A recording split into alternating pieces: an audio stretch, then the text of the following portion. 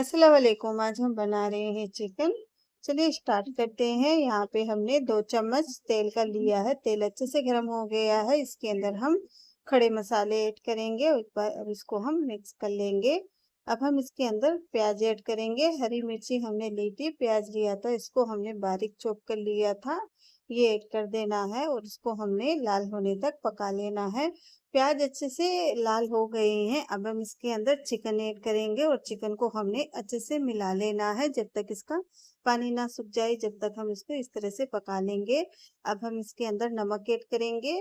आप अपने टेस्ट के हिसाब से ऐड कर सकते हो और इसको हम अच्छे से मिक्स कर लेंगे। 1.5 चम्मच हमने यहाँ पे लाल मिर्चों का पाउडर ऐड किया है। अब हम इसके अंदर 1 चम्मच हल्दी पाउडर ऐड किया है छोटे चम्मच से, और 1.5 चम्मच हमने यहाँ पे धनिया पाउडर ऐड किया है। 1 चम्मच हमने यहाँ पे चिकन मसाला ऐड किया है।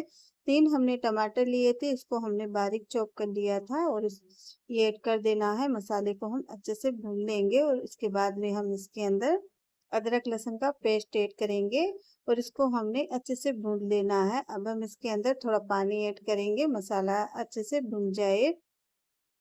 मसाले को हमने अच्छे से भून लिया है। अब देख सकते हो तेल, इसके अंदर हमने कोतमीर कसूरी मेथी भी ऐड किया है।